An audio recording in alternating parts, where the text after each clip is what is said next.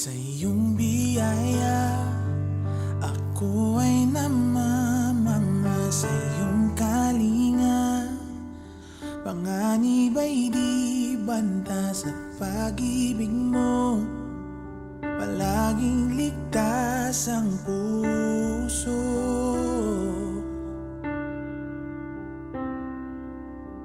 Mangusap ka, lingkod mo'y nakikinig. Sa ingay man, bulong mo'y natatangi. Pag-asa'y ikaw, sa'yo puso ko'y tatahan.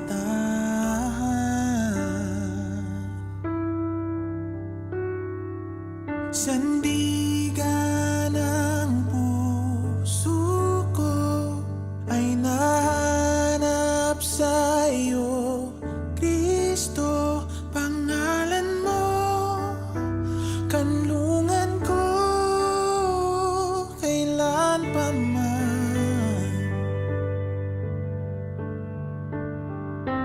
Mangusap ka, lingkod mo'y nakikinig.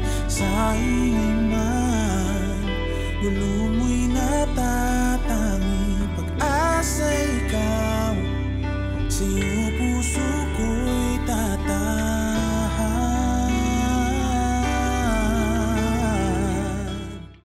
Sinabi ni Jesus na siya ang tinapay ng buhay. Sinabi rin niya na siya ang ilaw ng buhay. Ang sabi niya ay ito, "Ako ang ilaw ng sanlibutan. Ang sino mang sumusunod sa akin ay hindi lalakad sa kadiliman, kundi magkakaroon ng ilaw ng buhay." Tinagurian ng Biblia na ang mundong ito ay kaharian ng kadiliman. Kaya ang karamihan ng tao sa sanlibutan ay walang pagwawari sa liwanag ng katotohanan na bumabalot sa pagkatao ni Jesus. Dito sa ating bansa, napakarami ang nagsasabi na kilala nila si Jesus bilang anak ng Diyos. Subalit wala silang interes na kilalanin siya ng lubusan. Sa pamamagitan ng salita ng Diyos na nagsisilbing lampara ng ating mga paa at ilaw sa ating lalakaran, mas makikilala natin ang katauhan ni Jesus na Diyos Anak, na nagkatawang lupa at namatay sa krus ng Kalbaryo upang tubusin tayo sa ating mga kasalanan. Siya ay nabuhay muli to conquer death. Sa pamamagitan ng biyaya ng Diyos at pagtitiwala kay Kristo na ating manunubos at Panginoon, ay matatamo natin ang kanyang ipinagkakaloob na buhay na walang hanggan. Kung ikaw ay naniniwala sa mga katotohanan ito, ibig sabihin, ikaw ay na kay Kristo na.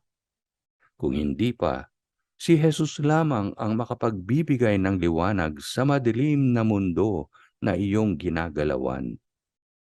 Kaibigan, pagtiwalaan mo ang sinabing ito ni Hesukristo.